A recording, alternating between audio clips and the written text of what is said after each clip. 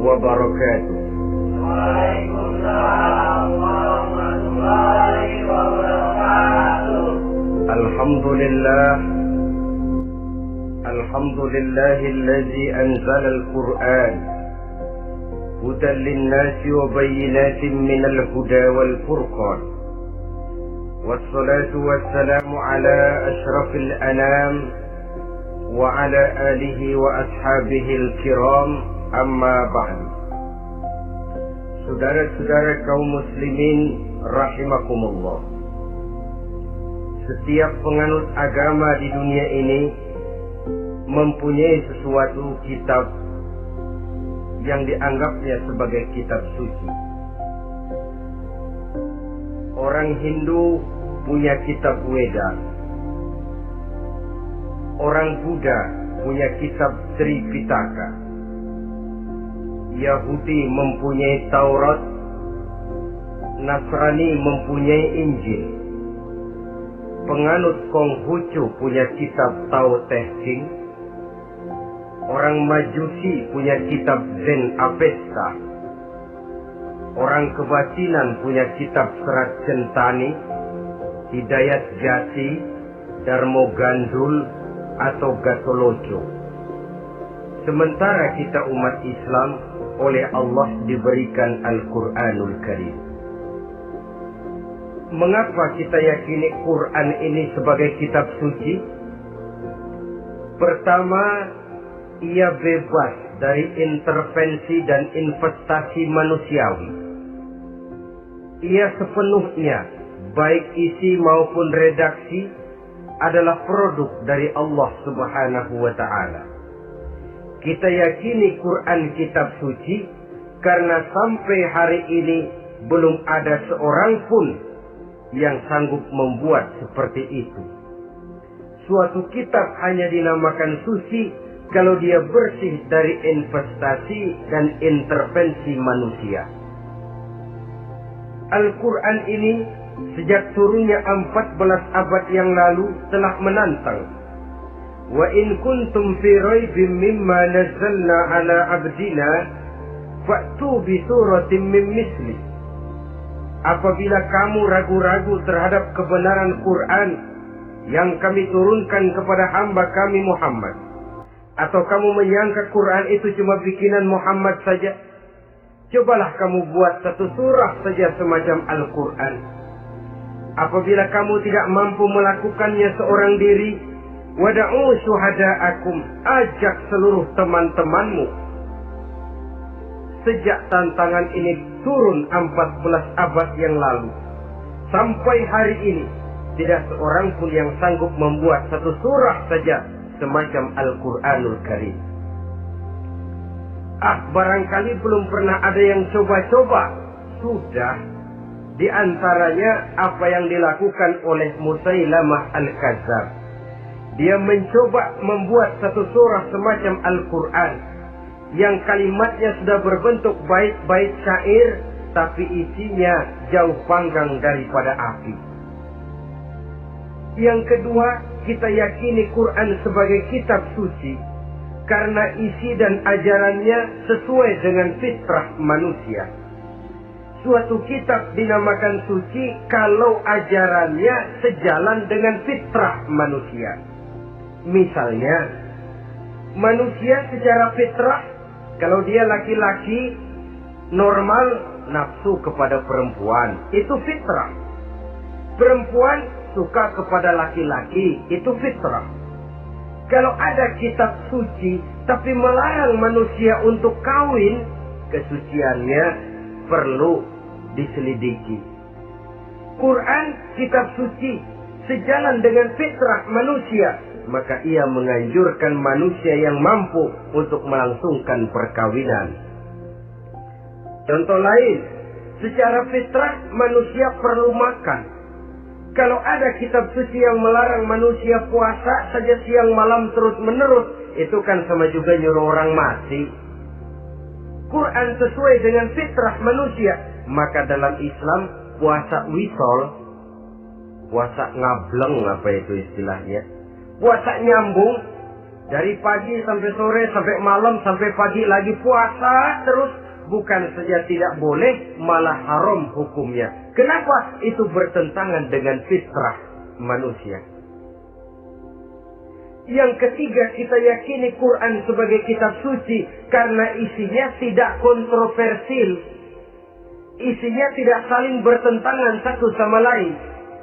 Di ayat manapun, Quran mengajarkan Allah itu Esa. Satu kali dia berkata haram, dia akan tetap berkata haram. Isinya tidak kontroversial. Sebab kalau ada kitab suci, di satu pihak mengajarkan Tuhan Esa, di lain ayat mengajarkan Tuhan 3, di lain ayat lagi mengajarkan Tuhan 4, kitab kacau namanya.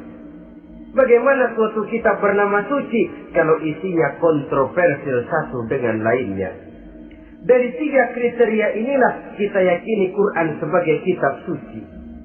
Masalah yang akan kita bicarakan pada pertemuan kita kali ini, bagaimana sikap kita terhadap Al-Quranul Karim sebagai kitab suci. Berangkat dari sebuah hadis di mana Rasulullah Sallallahu Alaihi Wasallam pernah memberikan tawaran.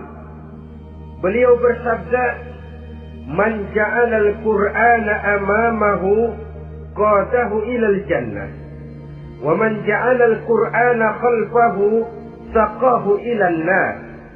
Siapa yang menjadikan Quran sebagai imam, maka Quran akan membimbing dia ke dalam surga. Tetapi siapa yang menjadikan Quran sebagai makmum, maka Quran akan mendorong dia ke dalam neraka. Pilihan terserah kita.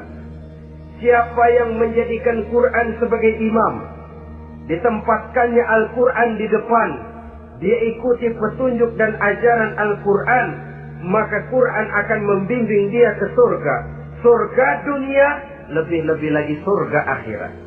Tetapi sebaliknya, siapa yang menempatkan Quran di belakangnya, dia belakangi Al-Quran, dia belakangi perintah dan ajaran-ajaran Al-Quran, dia perturutkan hawa nafsunya dalam kehidupan ini, maka Quran akan mendorong dia ke dalam neraka. Ya, neraka dunia, lebih-lebih lagi neraka akhirat.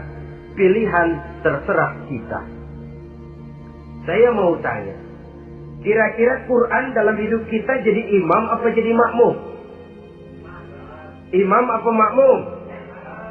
Kalau Quran jadi imam, artinya kita umat Islam jadi makmum. Resiko dan logika tentu. Makmum harus ngikuti imam. Imam takbir, makmum takbir. Imam ruku, makmum ruku. Imam sujud, makmum sujud. Imam tahiyat, makmum tahiyat. Itu namanya Quran jadi imam, kita jadi makmum.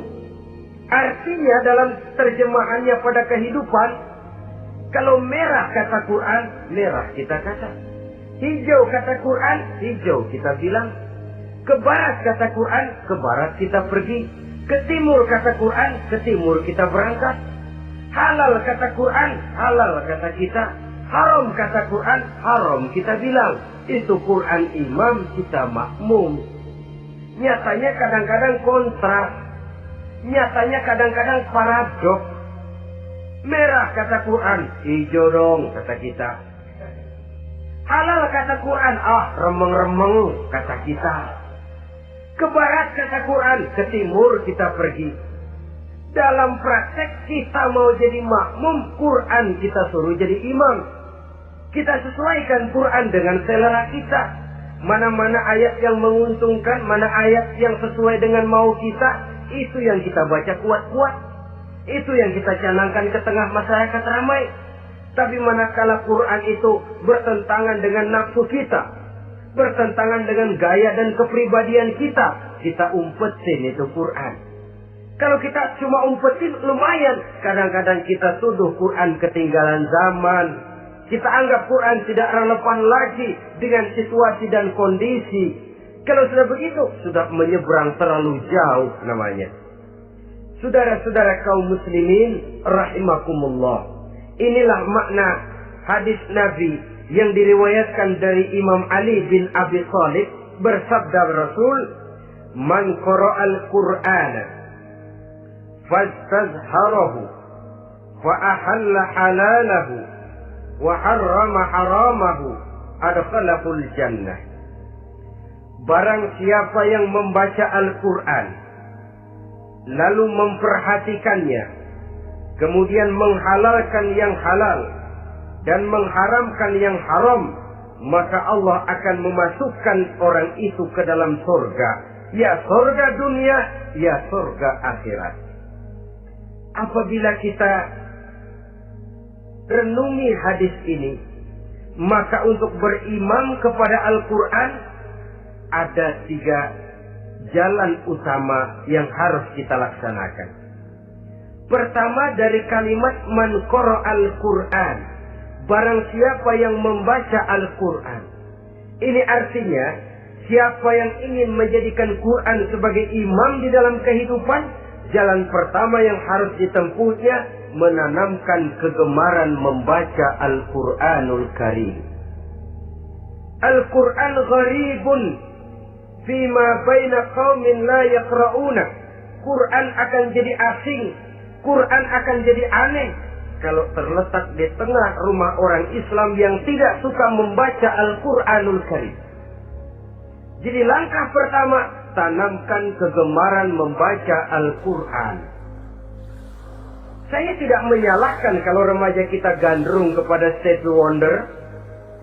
Baik kalau mereka senang kepada suara emasnya Michael Jackson atau suaranya Madonna. Tapi kalau sampai harus mengalahkan kecintaan mereka kepada membaca Al-Quran, ini ironi. Sebagai orang tua, kalau anak-anak kita buta huruf Latin, katanya menghambat pembangunan. Bahkan pemerintah saja menggalakkan bebas 3B. Buta aksara diantaranya, supaya rakyat bisa membaca huruf Latin. Kalau anak-anak kita buta huruf Latin, katanya menghambat pembangunan. Bagaimana kalau anak-anak kita buta huruf Quran? Jelas saja menghambat proses kesadaran dan kebangkitan dari dunia Islam itu sendiri. Satu contoh ringan. Dulu sebelum pembangunan merata, listrik belum lagi masuk desa, kampung gelap, rumah pakai lampu minyak. Kalau kita masuk kampung, terasa banyak orang Islam. Kenapa? Di rumah sebelah sana kita dengar anak muda sedang latihan baca rawi. Sebelah sini ibu-ibu sedang selawatan. Di rumah sana remaja sedang baca Quran. Pembangunan maju, listrik masuk desa. Alhamdulillah. Tapi apa yang kemudian terjadi? Proses pergeseran nilai. Setelah listrik masuk desa, radio main kenceng-kencengan, televisi main gede-gedean, baca Quran sudah barang aneh, langka. Tengoklah sekarang kalau kita masuk kampung, ada yang remaja sedang baca Quran, rasanya kok aneh, nggak umum. Sesuatu yang baik malah menjadi nilai-nilai keanehan. Saudara-saudara kaum muslimin rahimakumullah, tanamkan kegemaran membaca. Dalam satu hadis Nabi pesan, nawiru buyutakum bitilawatil Quran, sinari rumah tanggamu dengan bacaan Quran. Sebab listrik ini cuma bisa menerangi gelap, tapi tidak akan sanggup menerangi hati manusia. Quran produk Allah dibaca dalam segala keadaan, tepat dan pantas. Lihat saja, orang sedih baca Quran, terhibur. Orang gembira baca Quran, tidak lupa diri. Di rumah mewah ada yang baca Quran, bagus. Di kubu keok di pinggir kali ada yang baca Quran, cocok. Orang kawin dibacakan Quran, bagus. Orang mati dibacakan Quran, tidak jelek. Dalam segala keadaan, in all season, bahasa kerennya, dia pantas dibaca. Saudara-saudara, bahkan orang sakit gigi pun kalau dengar baca Quran tidak marah. Coba lihat. Dia senang benar lagu Michael Jackson, tapi giliran sakit gigi, coba setelin lagu Michael Jackson. Kalau nggak mencah-mencah, kamu gila apa nggak tahu saya lagi sakit gigi? Tapi coba bacakan Quran, dia pasti tidak marah. Begitu besar daya pengaruhnya. Bahkan Abu Jahal sama Abu Lahab pernah rapat. Kata Abu Jahal sama Abu Lahab, Mas Lahab, gini loh Mas. Kenapa? Ini saya pikir-pikir salah satu yang menyebabkan kenapa saudara kita banyak ikut ajaran Muhammad. Mereka kalau sudah dengar bacaan Quran terpesona. Jadi kita blokir saja. Caranya gimana? Kasih pengumuman kepada Quraisy, jangan sekali-kali mau dengerin Muhammad baca Quran. Kamu juga jangan. Dan kamu, saya pun begitu. Mari kita janji, tidak mau dengar bacaan Quran. Salamat. Pulang ke rumah masing-masing. Dapat 1 hari tahan, 2 hari bertahan, 3 hari, seminggu ke atas. Abu Jahal mulai ada semacam rindu. Kangen pengen dengar ayat Quran. Karena secara pribadi dia mengakui keindahan gaya bahasanya jauh lebih tinggi dari kemampuan penyair Quraisy. Isi ajarannya sangat dalam dan menyentuh segi-segi kehidupan manusia. Gak tahan Abu Jahal kayak dikinikin hatinya. Keluar rumah mindik-mindik, ngumpet-ngumpet. Ngempet di rumah Nabi. Pengen dengar Nabi baca Quran. Rupanya Abu Lahab sama. Pikir Abu Jahal, Abu Lahab gak bakalan keluar. Abu Lahab berpikir, Jahal pasti di rumah. Dua-duanya bareng berangkat ke rumah Nabi. Cuma yang satu dari sebelah barat, yang satu dari sebelah timur. Ngempet, ketemu di sudut, sama-sama kaget. Jahal, loh kamu Lahab? Iya, kamu ngapain? Lah kamu ngapain? Akhirnya sama-sama malu. Sama-sama tidak bisa menahan diri. Akhirnya sama-sama ngakui. Bagaimanapun kita harus akui bahwa Al-Quran ini mengandung daya pesona yang sangat luar biasa. Itu dari segi bacaan. Belum lagi dari segi ajaran. Belum lagi dari segi isi. Tanamkan kegemaran membaca Al-Quran. Sampai-sampai Nabi katakan, Innallazi laisa fi jawfihi syai'un minal Quran kal baitil kharib. Orang yang dari tenggorokannya belum pernah keluar ayat Quran barang sepotong pun, belum pernah ngaji barang seayat pun, itu orang kata Nabi kal baitil kharib, kayak rumah kosong. Rumah kan kalau kosong biar bagus, mewah, besar, perabotannya lengkap. Kalau kosong, angker. Setan, kuntilanak, memedi, betah benar di situ. Saudara-saudara kaum muslimin rahimakumullah. Dalam satu percontohan Nabi mengatakan begini. Masalul mu'minil ladzi yaqra'ul Qur'an kamasalil utrujah. Rihuha thayyibun wa ta'muha thayyibun. Orang mukmin yang suka membaca Quran adalah ibarat buah utrujah. Baunya wangi, rasanya lezat. Kira-kira kalau di negeri kita buah apa utrujah ini? Semacam jeruk yang manis lah. Sudah baunya wangi, rasanya enak. Itu buah. Orang mukmin yang suka baca Quran kayak buah itu. Baunya wangi, rasanya enak. Artinya syiarnya hidup, isinya memang orang mukmin. Sebaliknya, wa masalul mu'minil ladzi la yaqra'ul Qur'an kamasalit tamrah la riha laha wa ta'muha hulwun. Orang mukmin yang tidak suka baca Quran kayak korma. Rasanya emang manis, cuman kagak ada baunya. Artinya apa? Syiarnya kurang. Kalau orang belum tapi kenal kan kagak mau makan kurma. Kenapa? Nggak ada baunya. Daya tariknya kurang, walaupun rasanya enak. Kalau daya tariknya nggak ada, kan nggak ada iklannya, tidak ada syiarnya. Itu orang mukmin yang tidak suka membaca Quran. Ibarat buah, nggak ada baunya, walaupun rasanya enak. Orang kurang tergerak, kurang syiar, kurang daya tarik. Sebaliknya, wa masalul munafiq allazi yaqra'ul Qur'an kamasalir raihanah rihuha thayyibun wa ta'muha murrun.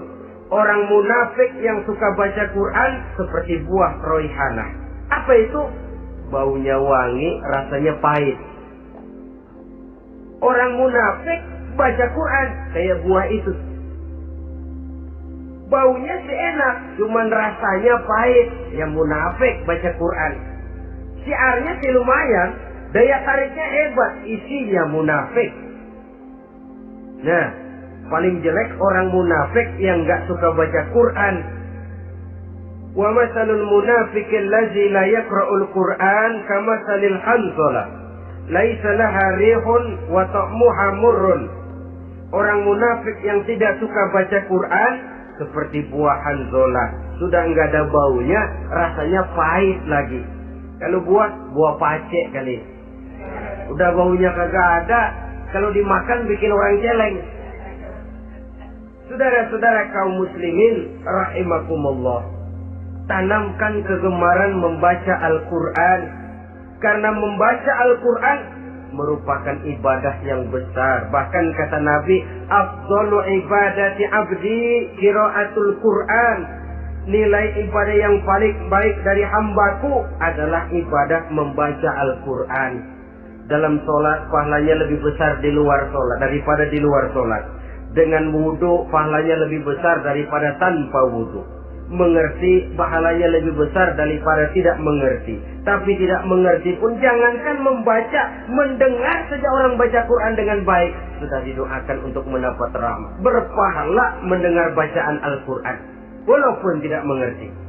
Apalagi membaca sendiri, apalagi mengerti apa yang kita baca, tentu pahala itu akan jauh lebih besar.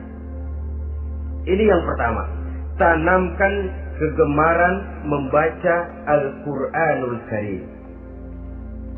Yang kedua, dalam hadis tadi, fastazharuh, man qara'al Qur'ana fastazharuh. Siapa yang membaca Al-Quran kemudian memperhatikannya.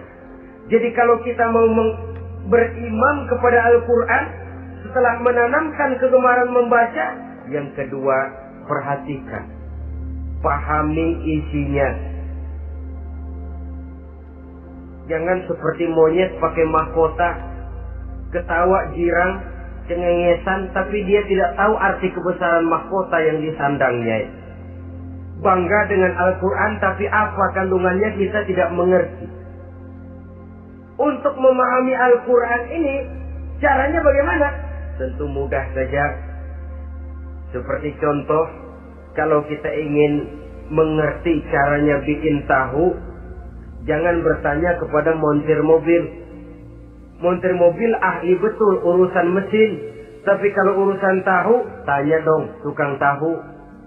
Untuk mengerti rahasia dan seluk-beluk Al-Quran, kita harus bertanya kepada orang yang memahami seluk-beluk Al-Quran. Para ulama, para kiai, para ustadz, yang kita tahu kualitas keilmuannya, kita yakini loyalitas dan integritasnya kepada Islam ini. Kenapa? Ayat-ayat Quran itu elastis.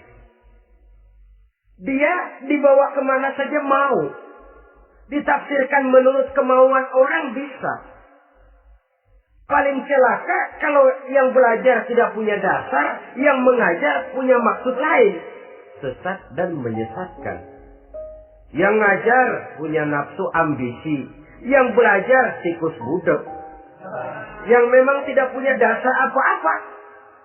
Sekali belajar langsung tafsir. Cara wudhu yang baik saja belum ngerti. Cara rukuk dan sujud yang baik saja belum bisa. Yang membatalkan sholat apa ndak bisa, ndak ngerti. Sekali langsung. Udah, supaya kita langsung saja belajar langsung Al-Quranul Karim. Tidak jelek. Cuma akan lebih baik kalau sebelumnya ada unsur penunjang dari nilai-nilai keilmuan dalam Islam ini. Disinilah perlunya menghidupkan majelis-majelis taklim. Sebab kalau Al-Quran hanya dipahami dan dikutak-kutik menurut maunya rasio saja, kekuatan rasio terbatas. Saya akan khawatir nantinya akan timbul pendapat-pendapat di mana Al-Quran disesuaikan dengan otak. Bukan otak ngikuti Quran, tapi Quran disuruh ngikuti otak. Contoh yang dekat saja, kalau saudara ngukur kayu pakai meteran, itu kira-kira meteran ikut kayu, apa kayu ikut meteran? Ayo, kira-kira kayu ikut meteran, apa meteran ikut kayu? Meteran ikut kayu. Bagus.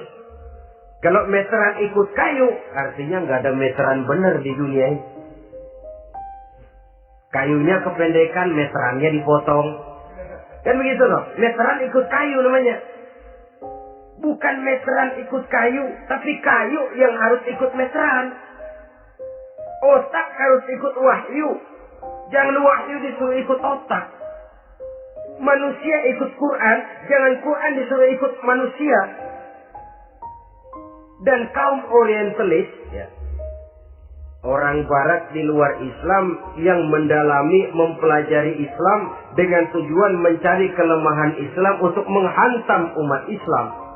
Itu sengaja mencari ayat-ayat yang mereka kumpulkan untuk menghantam umat Islam.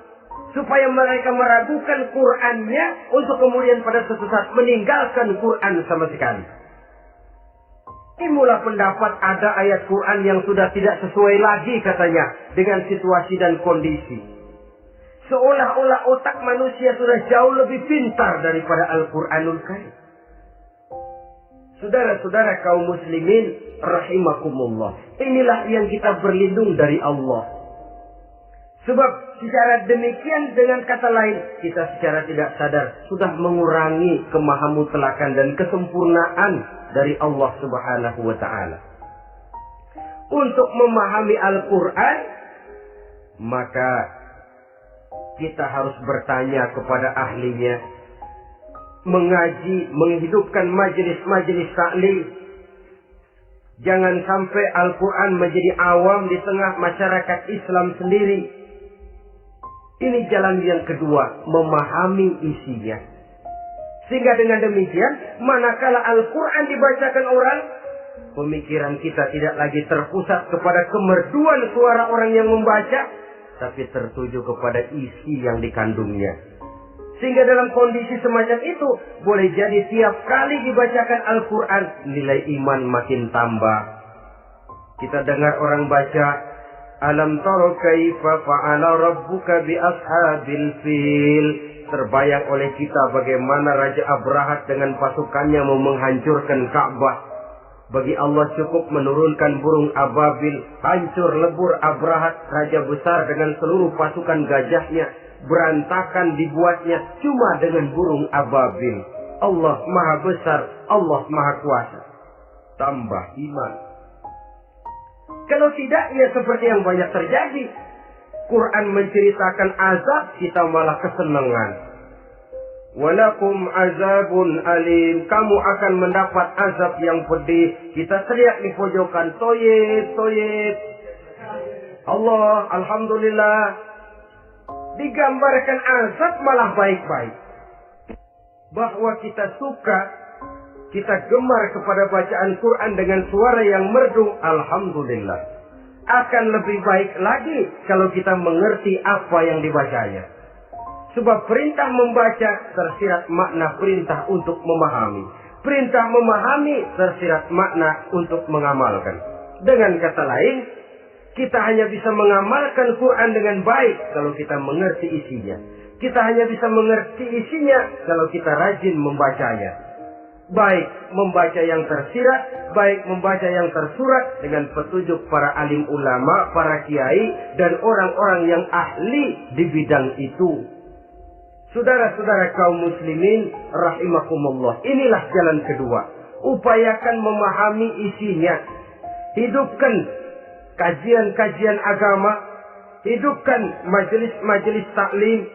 Jangan sampai Al-Quran asing di hati kita sendiri.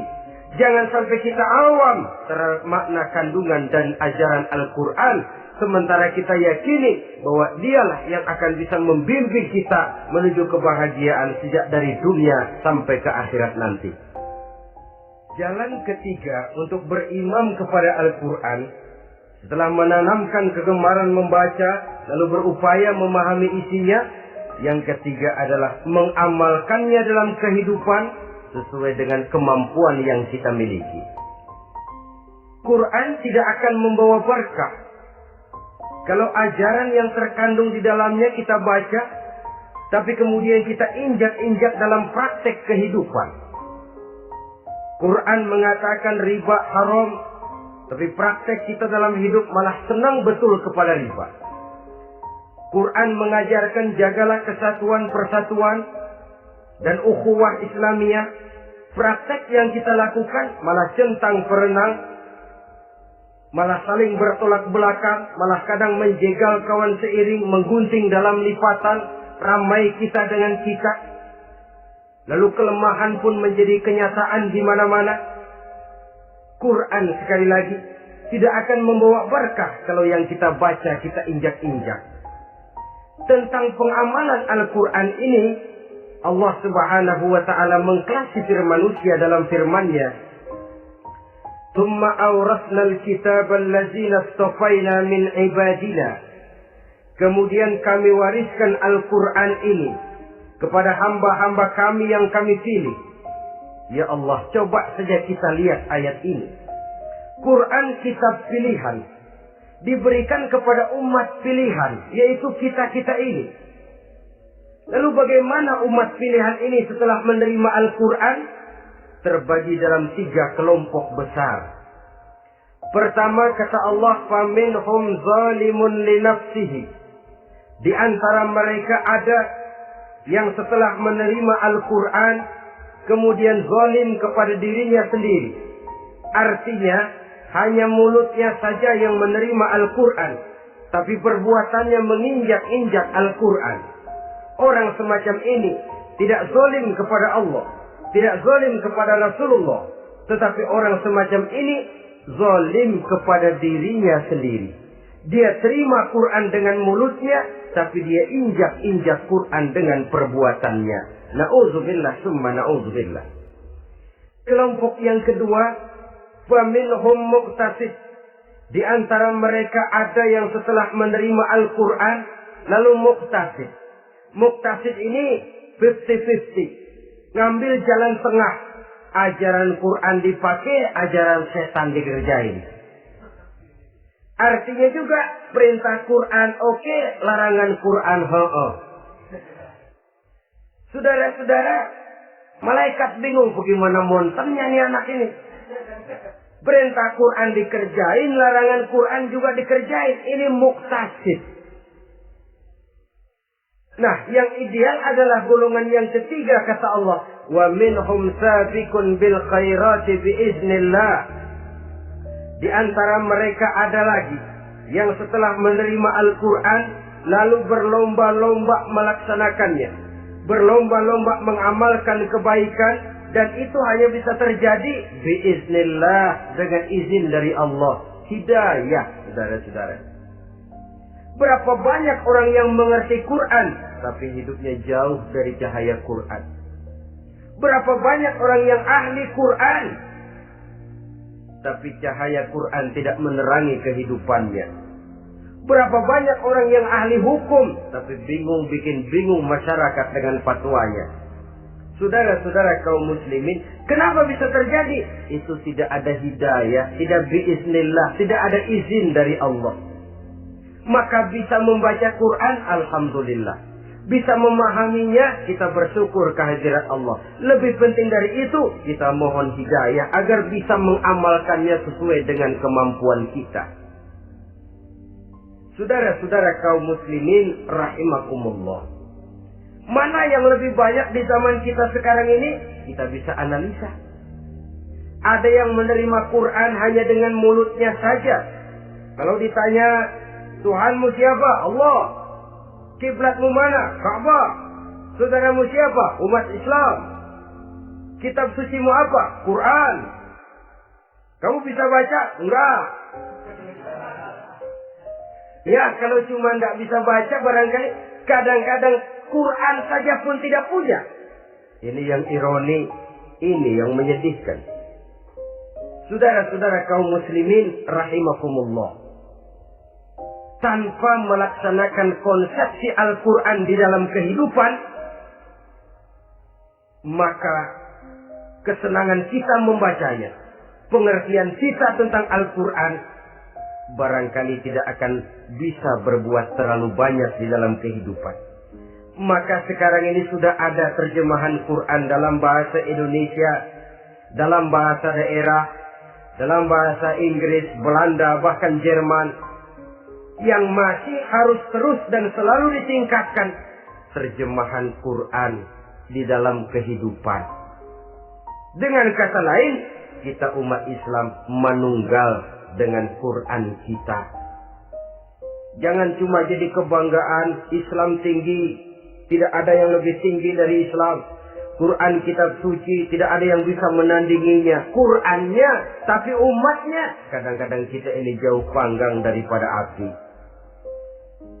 Kita bersyukur musabaqah tilawatil Quran dihidupkan dengan biaya bermiliar rupiah, sejak dari tingkat kelurahan, kecamatan, wali kota, provinsi, sampai kepada tingkat nasional, untuk menanamkan kegemaran membaca Quran. Setelah itu, hendaknya diadakan peningkatan dengan upaya memahaminya, sehingga pada suatu saat boleh kita adakan musabaqah pengamalan Quran. Hadiahnya sudah langsung dari Allah sendiri. Ini yang kita perlu berlomba mengamalkan ajaran Quran.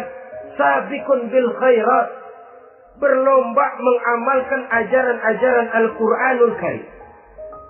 Nah, oleh karena Al-Quran ini dalam bentuknya yang umum kadang-kadang hanya menjelaskan satu persoalan secara global, kita memerlukan tuntunan sunnah dari Rasulullah Sallallahu Alaihi Wasallam. Umpamanya, Quran hanya mengajarkan aqimis sholat, dirikan sholat. Caranya bagaimana? Tidak ada cara sholat dalam Quran. Dari mana kita tahu cara sholat? Dari sunnah. Itu sebabnya selain Al-Quran sebagai sumber utama, kita memerlukan sunnah. Bahwa sholat pakai takbiratul ihram di Quran tidak ada. Bahwa sholat pakai tahiyat dalam Quran tidak ada. Jadi kalau orang cuma Quran saja, tidak ada sunnah itu, ya bagaimana kita bisa sholat? Quran cuma mengatakan wa atimul hajja wal umrata lillah, laksanakan haji dan umrah karena Allah. Bagaimana manasik haji? Bagaimana cara sa'i? Bagaimana cara wukuf? Bagaimana cara melontar? Tidak ada dalam Quran. Yang memuat itu tidak lain sunnah. Untuk memahami Quran dan sunnah ini, kita memerlukan orang yang menguasai Quran dan sunnah. Oleh karena itu, kita perlu petunjuk kepada para ulama. Itu sebabnya Quran sendiri mengatakan, wa in tanaza'tum fi syai'in farudduhu ila Allahi wa rasulih. Apabila kamu berbeda pendapat tentang suatu persoalan, kembalikan kepada Allah dan Rasulnya. Kembalikan kepada Allah artinya kembalikan kepada Quran. Kembalikan kepada Rasul maksudnya kembalikan kepada sunnah. Siapa yang mengerti Quran dan sunnah? Para ulama yang kualitas ilmunya kita yakini, loyalitas dan kredibilitas serta integritas keislamannya bisa menjadi panutan. Saudara-saudara kaum muslimin rahimakumullah. Dengan demikian, kalau orang berkata langsung saja memahami Quran, sekarang kan sudah banyak terjemahannya, tidak usah lewat ulama-ulamaan. Saya tidak mencela, cuma agak mengkhawatirkan. Kalau dia memahami Quran cuma sekedar lewat terjemahannya saja, sangat mungkin jadi dia bisa salah paham. Kita memerlukan bantuan sunnah, kita memerlukan petunjuk para ulama yang menguasai di bidang itu. Kembalikan kepada Quran dan sunnah, artinya bertanya kepada orang yang memahami Quran dan sunnah. Loh, dengan begitu kan akan terjadi perbedaan pendapat. Perbedaan pendapat sesuatu yang halal sepanjang tidak menyebabkan kita berpecah belah. Halal berbeda pendapat, asal diletakkan pada proporsinya. Apalagi kalau perbedaan pendapat itu cuma masalah teknis, bukan masalah prinsip. Kenapa tidak pulang saja kepada tuntunan Quran? Lana a'maluna walakum a'malukum. Kami akan mengamalkan amalan yang kami yakini benarnya. Saudara persilakan mengamalkan amalan yang saudara yakini benarnya. Sama-sama punya alasan, sama-sama punya dalil. Tidak usah saling menyalahkan. Tidak usah saling mengklaim, merasa yang paling benar, orang lain salah semua. Kemukakan argumen, jangan sentimen. Harus dengan semangat mencari kebenaran, bukan untuk mencapai kemenangan. Kalau sentimen lebih penting dari argumen, kalau kemenangan lebih diutamakan dari mencari kebenaran, yang berlaku kadang-kadang gengsi.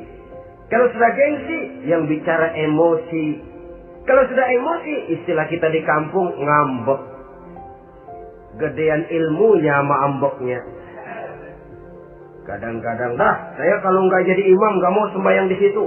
Kalau nggak jadi imam, orang lain dianggapnya kagak sah sembahyangnya. Pokoknya kalau nggak ngaji sama saya, Islamnya kurang benar. Mengklaim. Perbedaan pendapat wajar, halal, asal tidak menyebabkan kita berpecah belah. Dan sewajarnya kita lebih berusaha mencari titik pertemuan, memperbesar persamaan, dan bukan mengutak-utik perbedaan. Kadang-kadang inilah penyakit kita nih. Satu kunut, satu tidak sembahyang subuhnya. Bisa RT. Satu usoli, satu tidak, bisa RW. Satu azan sekali Jumatan, satu dua kali, bikin masjid lagi. Kenapa bukan persamaannya yang dicari? Kenapa justru perbedaannya yang diperbesar? Yang masalah macam ini sampai kiamat tidak pernah selesai. Kan lebih baik kalau kita ditanya orang, Pak, sholat subuh itu pakai kunut apa tidak sih? Kalau saya pakai. Kalau yang tidak pakai kunut bagaimana Pak? Betul, kata yang tidak pakai. Jadi yang pakai kunut betul, betul karena saya pakai kunut. Yang tidak juga betul, betul kata yang tidak pakai. Kalau yang kunut betul, yang tidak kunut betul, lalu yang salah yang mana Pak? Yang salah yang subuh nggak sembahyang. Lebih objektif, proyek garapannya ada, umat tidak berpecah belah. Yang konyol kadang-kadang khutbah Jumat pakai membongkar khilafiyah, menghantam tahlil, menghantam kunut. Selesai sembahyang Jumat, apa yang terjadi? Umat resah, masyarakat gelisah, polemik timbul, masalah tidak terselesaikan. Orang jadi khotib itu raja dalam mimbar Jumat, siapa yang mau bantah dia? Kalau memang mau buka itu persoalan khilafiyah, buka dalam forum khusus. Adakan pengajian, jelaskan masalahnya secara luas, mendasar. Jangan mengklaim dan memponis. Berikan kebebasan kepada umat untuk menilai. Masalahnya selesai, yang tidak puas bisa bertanya. Saudara-saudara, sudah lewat masanya kita meributkan soal itu. Sudah datang waktunya di mana kita lebih mementingkan dan membicarakan masalah-masalah yang lebih mendesak dihadapi oleh umat. Kemiskinan misalnya, kebodohan misalnya, keterbelakangan umpamanya, peluang untuk mendapatkan pendidikan yang layak bagi anak-anak kita yang berotak cerdas tapi tidak punya kemampuan ekonomi umpamanya. Itu akan lebih objektif ketimbang kita membicarakan masalah-masalah yang sampai kiamat tidak akan pernah selesai, yang hanya akan menyebabkan kita menjadi lemah, persatuan koyak, solidaritas sosial lalu menurun, saling curiga menjadi tumbuh karenanya, dan pada akhirnya kita tidak akan pernah bisa berbuat banyak. Untung kalau tidak menjadi tertawaan bagi orang yang berdiri di luar pagar. Saudara-saudara kaum muslimin rahimakumullah. Sekali lagi, Al-Quran tidak akan membawa berkah kalau yang kita baca, kita injak-injak. Oleh karenanya, untuk berimam kepada Quran ini, sekali lagi pertama, tanamkan kegemaran membaca. Yang kedua, upayakan memahami isinya melalui bimbingan orang yang ahli bidang itu. Yang ketiga, amalkan sesuai dengan kemampuan.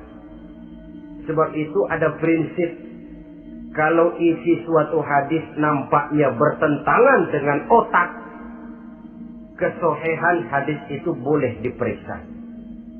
Tapi kalau ayat Quran nampaknya bertentangan dengan otak, otaknya yang harus diperiksa. Jangan Qur'annya lalu disesuaikan dengan otak.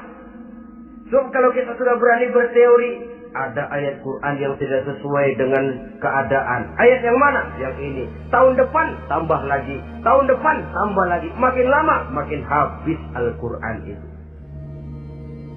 Yang perlu diperbarui cara kita memahami Quran.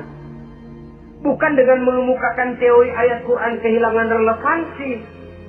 Cara kita memahami barangkali yang kurang relevan. Dalam situasi, dalam konteksnya dengan situasi dan kondisi. Jangan lupa, Al-Quran ini kan untuk semua umur. Dia bisa dipahami secara filosofis, dia bisa dipahami dengan kacamata orang awam. Tingkat kemampuan berpikir orang tidak semuanya sama.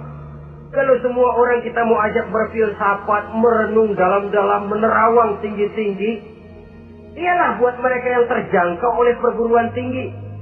Tapi buat saudara-saudara kita, pedagang-pedagang kecil, petani di desa-desa terpencil, remaja-remaja yang jauh dari sentuhan teknologi canggih, sanggupkah mereka berpikir filosofis?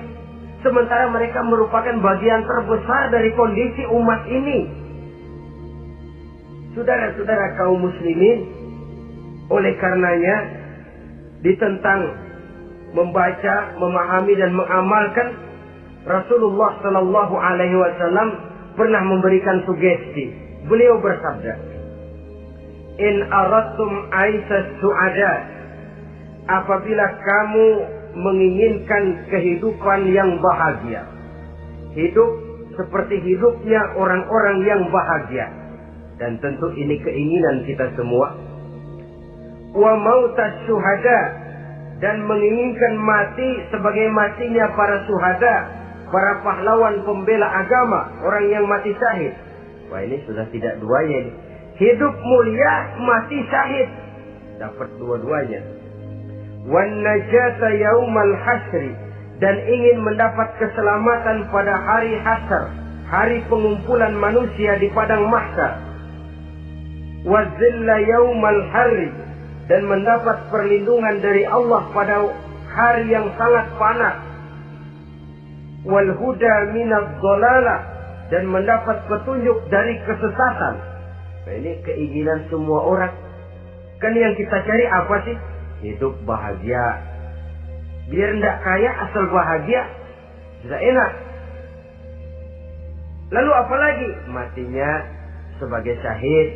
Kemudian di hari pengumpulan nanti mendapat keselamatan. Lalu pada saat orang lain kepanasan, kita mendapat perlindungan.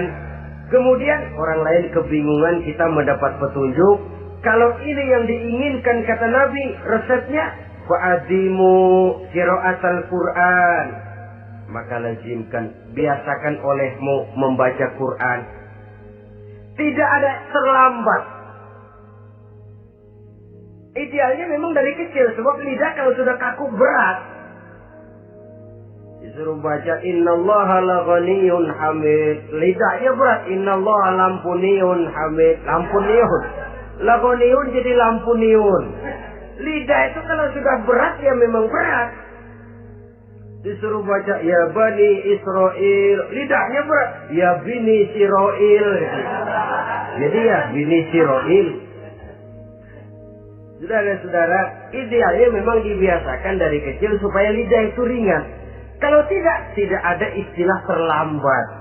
Saya malu Pak, belajar alif-alifan udah gede. Ya jangan alif-alifan, alif beneran. Alif-alifan kapan bisa ya? Alif beneran yang dipelajari.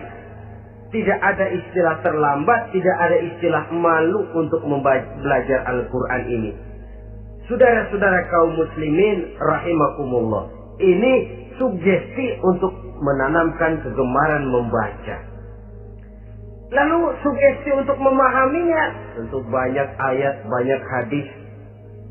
Mengapa tidak di antara kamu sekelompok orang yang berangkat untuk memperdalam, memahami agama? Falaula nafara min kulli firqatin minhum ta'ifatun liyatafaqahu fid din. Di tengah kelompok orang yang berangkat belajar teknologi canggih, di tengah grup orang yang mendalami ekonomi, di tengah kelompok orang yang membidangi hukum, di tengah kelompok orang yang sibuk meneliti ilmu-ilmu kedokteran, mengapa tidak ada kelompok orang yang secara takhasus liyatafaqahu fid din, mendalami agama ini, mendalami Quran ini, harus ada.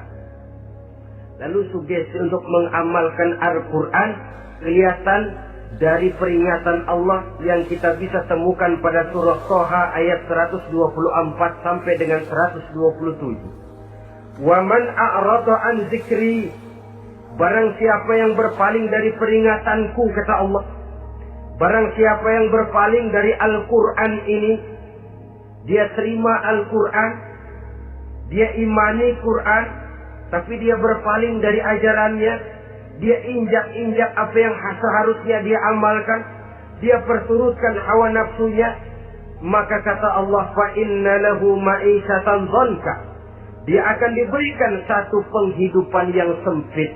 Inna lillahi wa inna ilaihi raji'un. Diberikan hidup yang sempit. Kalau hidup sudah terasa sempit, bagaimanapun luasnya rumah, sempit. Kalau hidup sudah terasa sempit, bagaimanapun banyaknya harta, sumpah. Kalau sudah hidup ini terasa sempit, bagaimanapun luasnya pergaulan, tidak ada tempat kita bertanya, melarikan persoalan, membagi rasa. Siapa yang berpaling dari Quran, dia akan diberikan penghidupan yang sempit. Bukan dagangnya tidak untung, bukan kerjanya tidak digaji, tapi kesempitan hati lebih bahaya loh dari kesempitan ekonomi. Itu di dunia. Di akhirat, wa nahsyuruhu yaumal qiyamati a'ma. Di akhirat nanti dia akan dikumpulkan oleh Allah dalam keadaan buta. Ya Allah, ya Rasul. Padahal ke akhirat kita baru tumben. Sekali ke akhirat buta. Masya Allah. Di tempat kita lahir saja, kalau tadinya kita melihat, tahu-tahu menjadi buta, kita bingung. Padahal jalan sudah pernah kita lihat, arah sudah pernah kita tahu. Bagaimana di padang mahsyar nanti? Kemana jalan yang akan ditempuh? Kepada siapa kita hendak bertanya? Mana teman, mana istri, mana anak? Buta pula kita. Satu kesengsaraan yang merupakan puncak kesengsaraan. Dikala itu orang yang semacam tadi protes. Rabbi, lima hasyartani a'ma wa qad kuntu basira. Wahai Allah, kenapa hari ini saya dikumpulkan dalam keadaan buta? Padahal ketika di dunia dulu saya melihat, saya menyaksikan gunung yang menjulang tinggi ke angkasa. Saya melihat lautan yang luas terhampar biru membentang. Saya saksikan tanah, sawah luas menguning. Saya saksikan keindahan alam. Di dunia saya melihat Allah. Kenapa sekarang saya dikumpulkan dalam keadaan begini? Protes dia, tidak terima dia. Allah jawab, kadzalika atatka ayatuna fanasisaha. Kata Allah, begitulah memang. Dahulunya waktu di dunia telah datang ayat-ayat kami kepadamu. Telah turun Al-Quran, telah datang agama, fanasisaha, tapi kamu lupakan dia. Kamu lupakan Quran, kamu lupakan Islam. Datang ayat, turun Quran, turun agama, kamu belaga pilon, kamu belaga enggak tahu. Wa kadzalikal yauma tunsa, maka hari ini pun begitulah kamu dilupakan. Sebagaimana dulu waktu di dunia, kamu telah melupakan ayat-ayatku, melupakan kitabku, melupakan ajaran-ajaranku. Hari ini kamu pun dilupakan. Seolah-olah Tuhan cuma nggak bilang, mereka protes, Tuhan, kenapa saya buta padahal di dunia saya ngeliat? Kata Tuhan, kalau bahasa kita, lu rasain. Lu sih, kenapa dulu di dunia? Pura-pura nggak lihat. Kenapa waktu di dunia? Pura-pura nggak tahu. Kenapa waktu di dunia? Kamu lupakan Quran, maka hari ini pun engkau kami lupakan. Wa kadzalikal yauma tunsa.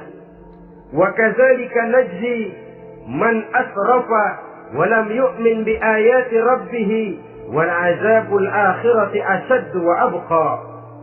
Demikianlah kami membalas orang yang berlebih-lebihan, orang yang melampaui batas dan tidak mau beriman kepada ayat-ayat Tuhannya, dan sungguh siksa akhirat itu lebih dahsyat dan lebih kekal. Siksa dunia mungkin kelaparan, kekurangan ekonomi, kekurangan pakaian, tapi berapa hari paling lama seumur manusia? 70 tahun umur kita, ya paling lama begitulah. Tapi siksa akhirat, kesengsaraan akhirat, kesengsaraan neraka, asyaddu wa abqa, lebih dahsyat dan lebih kekal. Di zaman sekarang orang bukan cuma berbuat potong kompas, berpikir pun potong kompas, berpikir pun ngambil jalan pintas. Dia lebih memilih kesenangan yang sedikit dengan mengorbankan kesenangan yang abadi. Dia mengejar surga yang sebentar dengan menghancurkan surga yang kekal. Dicarinya surga dunia, hidup cukup, rumah bagus, makan bagus, pakaian bagus, istri bagus, dengan menghalalkan segala macam cara, berpaling daripada kehidupan agama, belum menginjak-injak Al-Quranul Karim. Kita berlindung kepada Allah, jangan sampai dimasukkan dalam kelompok yang di akhirat nanti dibangkitkan dalam keadaan buta. Na'udzubillah summa na'udzubillah. Di sini kita terkesan dengan apa yang dikatakan Sayyid Muhammad Abduh, al-Islam mahjubun bil muslimin. Kebesaran Islam kadang-kadang tertutup oleh tingkah laku umat Islam sendiri. Keluhuran dan kesempurnaan Al-Quran tertutup oleh kebodohan umat Islam. Sedangkan untuk mengungkapkan rahasia Al-Quran ini diperlukan keahlian yang kompleks. Saudara yang di Fakultas Teknik belajar teknologi, ungkap buka rahasia Quran di bidang teknologi. Saudara yang di bidang kedokteran, ungkap buka rahasia Al-Quran di bidang kedokteran. Saudara yang ahli geologi, pelajari struktur kulit bumi dengan mengungkap rahasia Al-Quran. Sehingga pengkajian kita tentang teknologi, pengkajian kita tentang angkasa luar, pengkajian kita tentang anatomi manusia akan berakhir kepada subhanaka ma khalaqta hadza batila. Ya Allah, tidak satu pun yang Engkau ciptakan ini sia-sia. Perut bumi mengandung minyak, timah, kekayaan yang berharga untuk manusia. Mempelajari angkasa luar bisa memahami musim dan menyelamatkan manusia. Mempelajari rimba belantara, teknologi canggih, akhirnya akan memperkuat nilai-nilai iman. Menerjemahkan ajaran Quran lewat disiplin ilmu yang kita kuasai masing-masing, untuk kemudian bekerja sama bahu-membahu dalam rangka mengimani Al-Quran, mengamalkan Al-Quran, dan mengawal keluhuran Al-Quranul Karim yang atas dasar tuntunannya kita hidup, untuknya kita berjuang, dan dalam bimbingannya kita ingin kembali menghadap Allah Subhanahu wa Ta'ala. Inilah pertemuan yang singkat ini. Mudah-mudahan kita diberikan kekuatan oleh Allah untuk berimam kepada Al-Quran, menjadikannya sebagai pedoman utama di dalam kehidupan kita. Terima kasih atas segala perhatian. Mohon maaf atas segala kekurangan. Usikum wa nafsi bitaqwallah. Wassalamualaikum warahmatullahi wabarakatuh.